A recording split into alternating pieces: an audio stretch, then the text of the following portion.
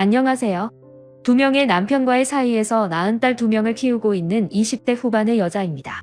두 남자 모두 잘 사는 편이 아니라서 위자료나 양육비를 많이 받지 못했기에 돈이 별로 없었던 저는 어쩔 수 없이 친정집에서 아빠와 함께 살게 되었습니다. 친정아빠 역시 큰 아빠를 사랑하게 되었습니다. 30년간 회사 생활을 하다 은퇴를 하신 뒤 생활비라도 벌어야겠다며 근로자 대기소에 나가 일을 나요. 일당을 받아 생활을 하고 계시는데 제가 친정집에 같이 살게 되니 아이들 맛있는 거 사 먹이라며 가끔 용돈도 주시곤 합니다.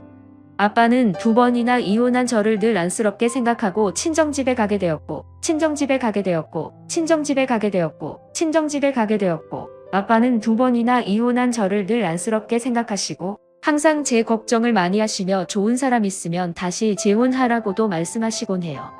저는 전 남편들이 모두 다 가난했기에 혹여나 결혼하게 되더라도 너무 가난한 사람하고는 하기 싫고 경제력이 어느 정도 있는 남자와 결혼을 해서 풍족하게 살고 싶어요.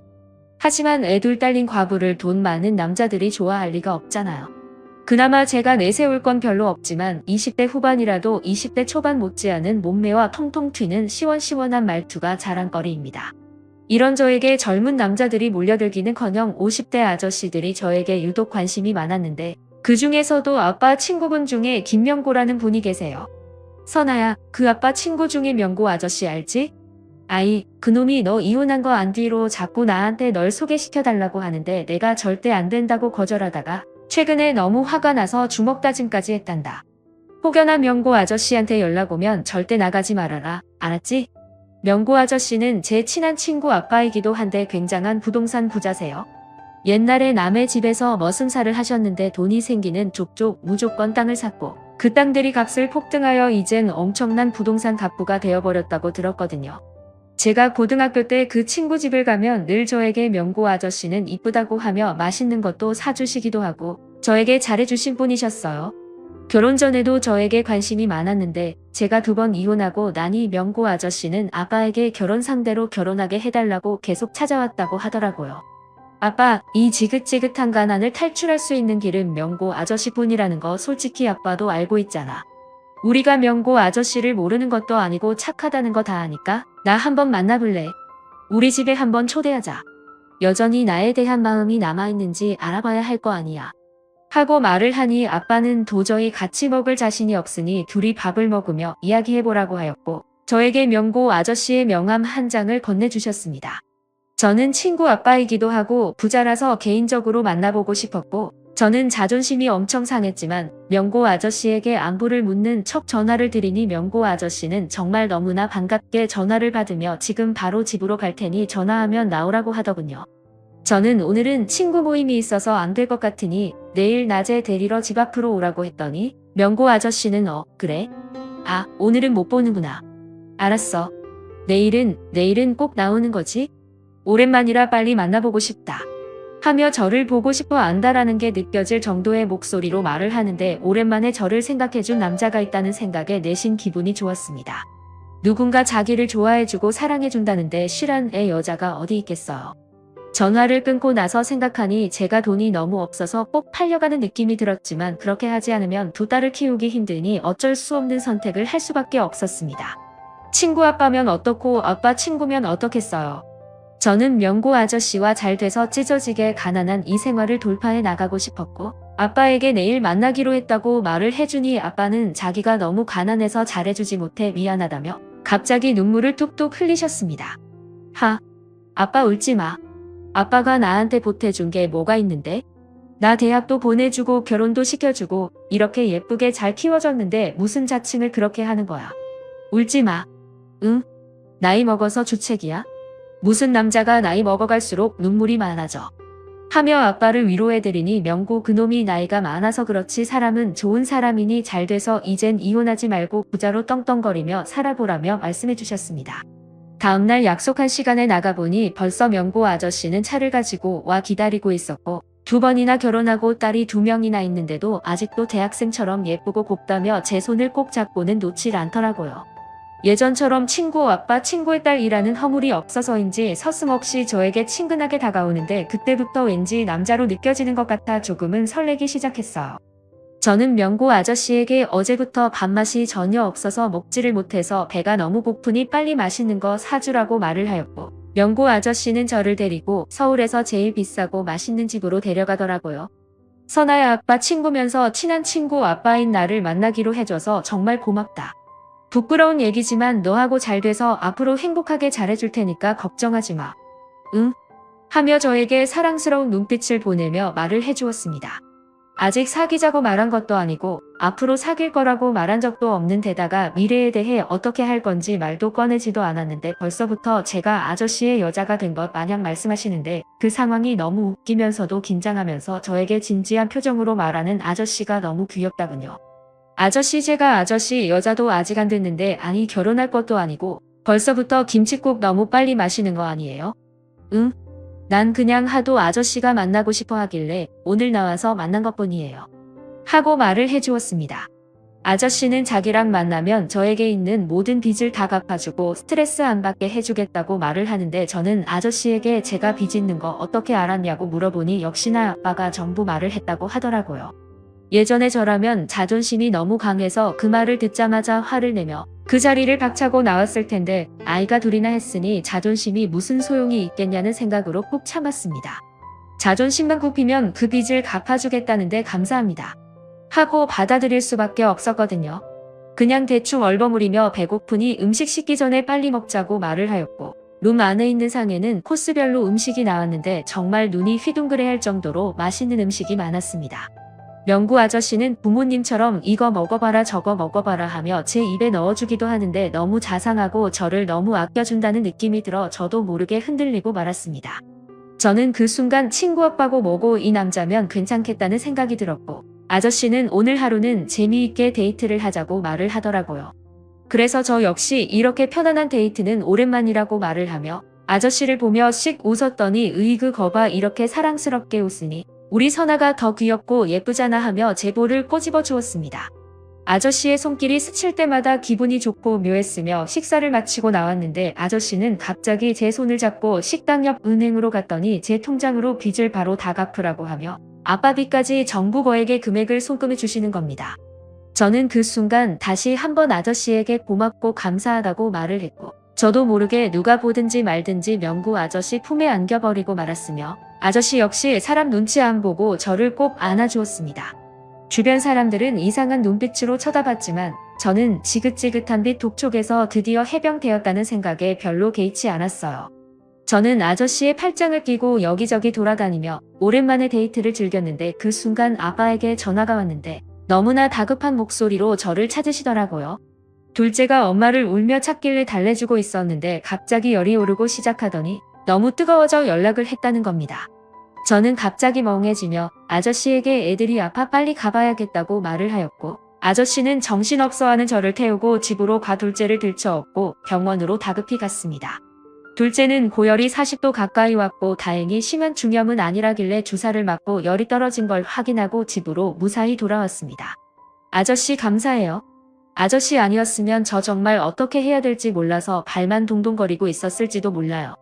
이래서 든든한 남편이 있어야 하는구나 하고 생각한 계기가 되기도 했고요. 하고 말을 해주었습니다.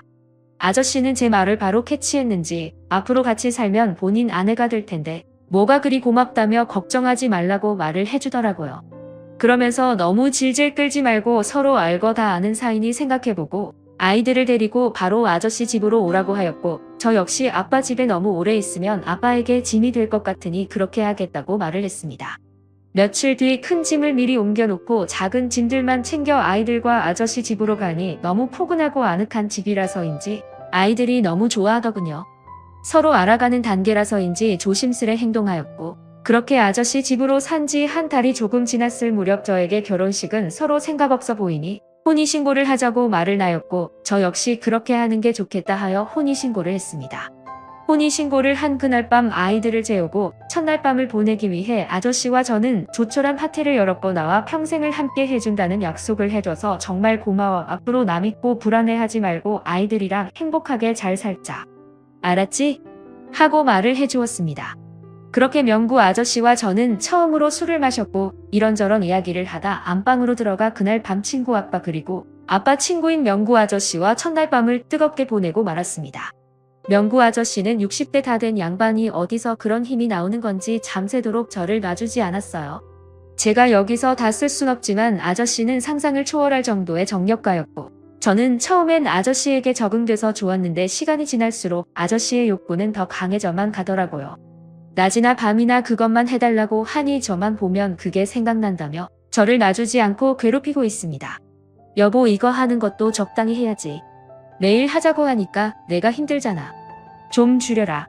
이러다가 나 골병 나게 생겼어 하고 말을 해봤지만 귀뚱으로도 듣지 않고 있습니다. 그래도 저는 전혀 안 해주는 것보다는 낫다고 생각해요. 그러다 보니 임신이 되어 10개월 후 출산하게 되었으며 현재 저는 딸 셋을 키우며 행복한 결혼 생활을 하고 있습니다. 제 소원대로 저는 부잣집 사모님이 되었고 이 행복을 계속 유지해 나가겠습니다. 제 사연을 들어주셔서 감사합니다. 다음 사연입니다. 나는 솔직히 우리 시어머니 50살이라서 기대를 했다. 다른 고리타분한 아줌마들처럼 나를 경쟁자로 안 여기겠지, 시집살이 덜 시키겠지 싶었다. 50살 정도면 굉장히 젊은 나이고 본이도 시집살이 당해봐서 자기는 안 그러고 싶었다는 시엄마는 더했다. 18살 때부터 평생을 살림만 하셔서 그런가 세상 물정을 몰라도 너무나 모른다. 나 과외 강사라 오후 늦게부터 일 나가는 건 당연한데 나보고 밤낮 바뀌면 안 된다고 넌 활용해가 아니라고 설교를 하신다. 무슨 말만 하면 나 때는 말이야 하면서 나한테 설교를 주고 장창해댄다. 내가 밤 10시에 퇴기를 하는데 저녁 먹었냐고 해서 안 먹었다고 하니까 그럼 지영이 남편 밥 안 차려줬겠네 하신다. 이래서 아들에게는 엄마가 필요하구나 라고 너네 이제 자주 와서 밥 먹고 가란다.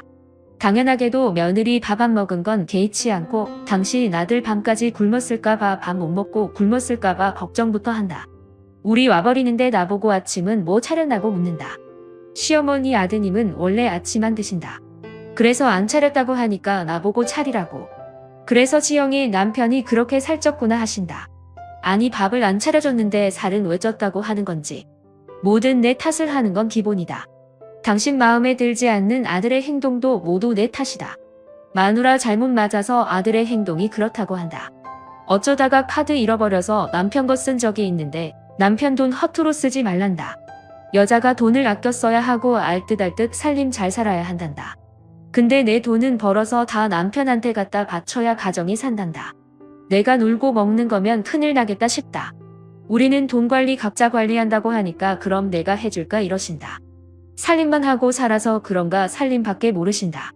전화를 해서 자기 오늘 김장을 했네, 국을 끓였네 이러다가 내가 강의할 때 이런 일이 있었다라고 얘기하려고 하면 자기는 모르는 얘기하지 말라고 딱 자르신다.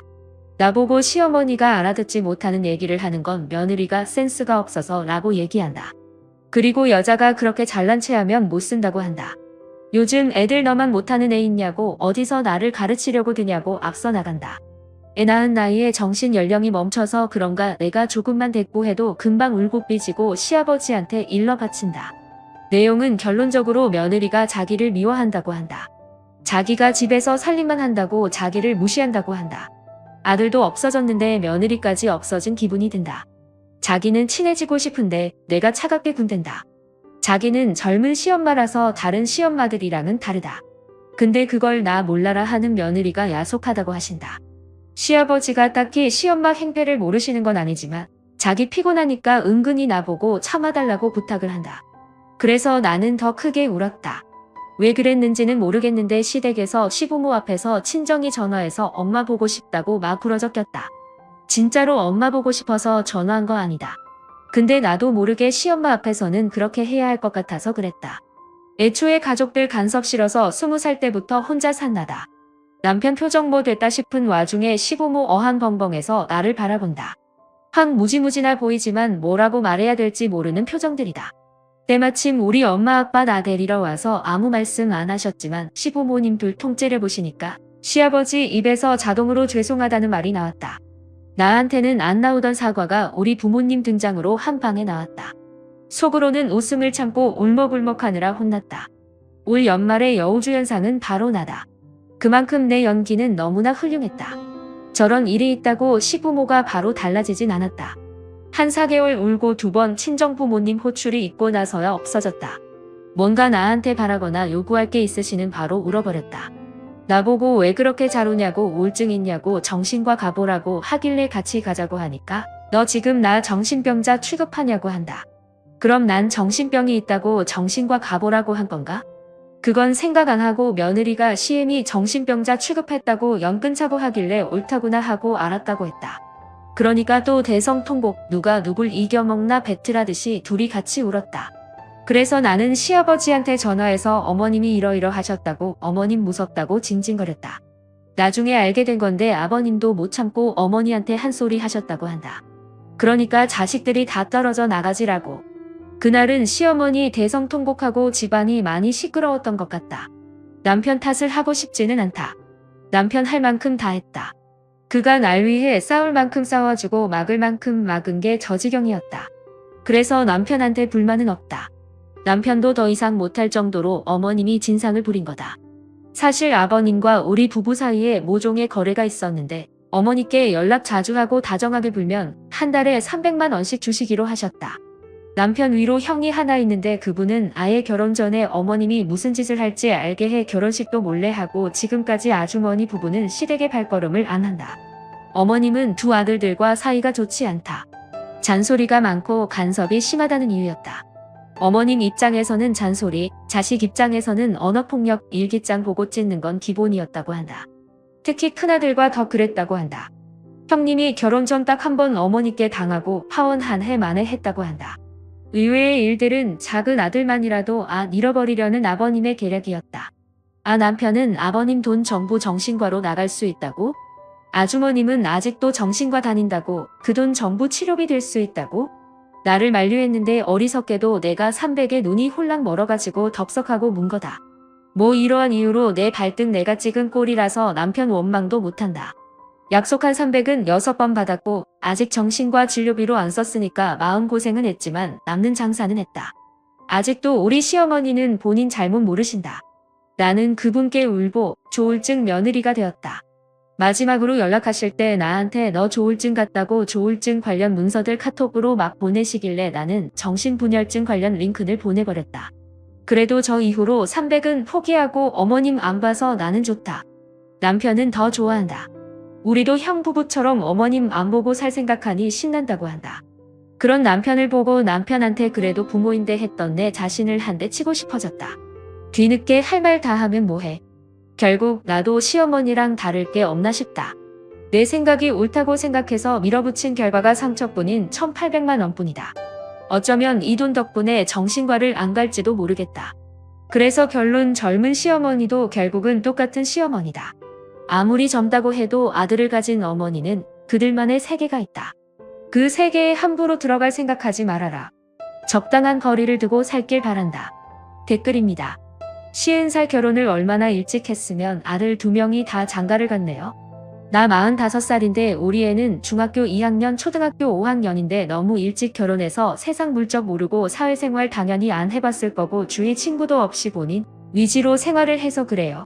그 시절 기준으로도 비정상적인 젊은 나이에 결혼을 해서 애 낳고 그 애들한테 화풀이하고 산 특이한 사람의 사고방식이 그 나이 또래 평균 같을까요?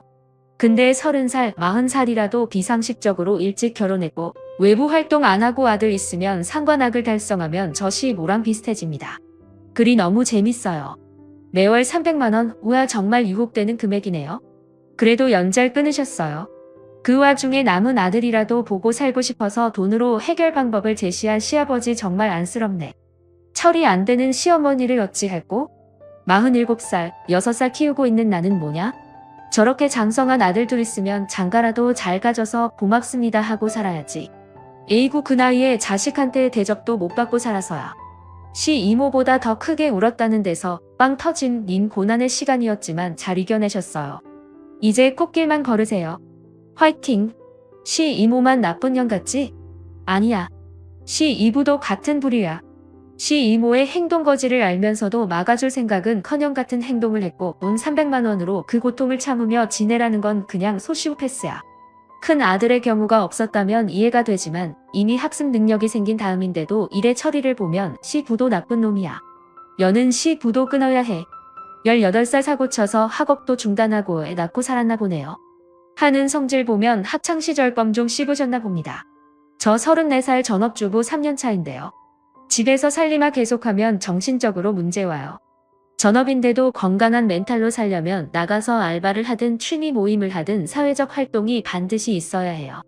하물며 18살에 애를 낳았다면 사회에 나와서 보고 배운 게 거의 없고 18살 정세에 멈춰있을 확률이 높은데 그나마 70살이 안 시키는 시어머니들은 교양과 매너가 뭔지 아니까 이해를 지킬 줄 아는 건데 님 시어머니는 그냥 고등학생 일진 마인드일 듯 하네요. 쉬운 살이 그럴 수도 있구나. 하긴 30살이 나중에 그런 시모 안 된다 보장은 없지만 그런 사람이나 살아온 시부와 아들들이 너무 안 됐네.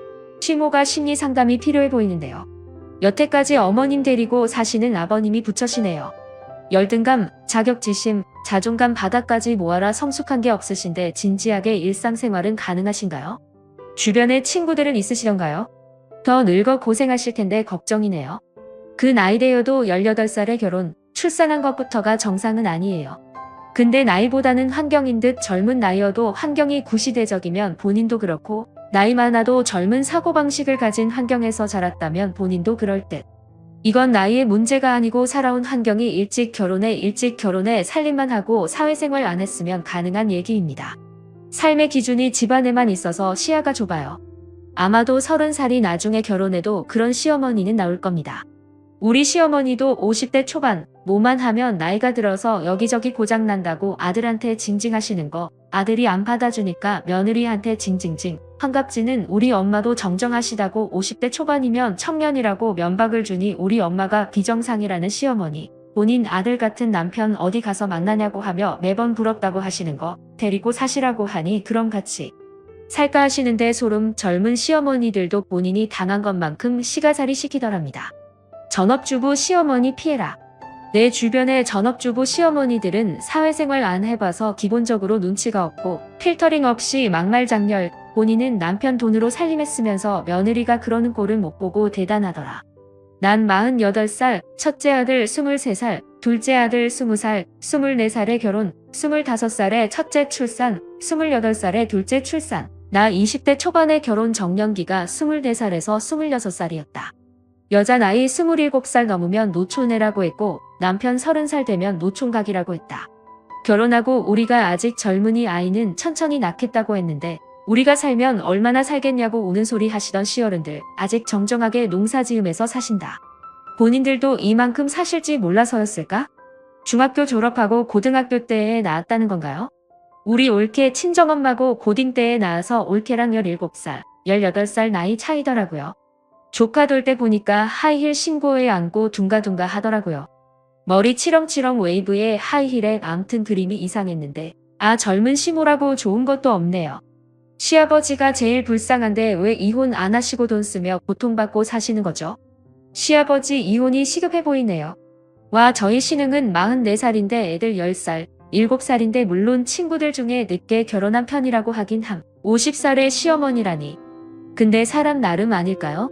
그냥 쓰니 시어머니가 이상한 거 형제 중 하나도 아니고 둘 다가 그럴 땐 자식이 둘이나 오죽하면 그럴까로 이해해야 하는 거다. 그래도 부모인데 하다가 나가 떨어지지 말고. 저게 꼭 시어머니라 그렇다기보다 아들만 있거나 위로 오빠 하나만 있으면 이러면 진짜 거의 대부분 저렇더라고요. 진심. 제가 고등 시절 20대 초반의 인간관계에서 혹시 서비스직 알바하며 매니저나 사수들, 동갑 애들한테 상처받고 분노한 일이 참 많았는데 가만히 살펴보면 진짜 어이가 없을 정도로 자기중심적이고 약한 여자 괴롭히는 거에 쾌감을 느끼는 부류가 주로 저 위 두 부류였어요. 그래서 전 지금도 제 사업장 알바생 뽑을 때나 인간관계 맺을 때 저 두 유형하고는 웬만하면 피합니다.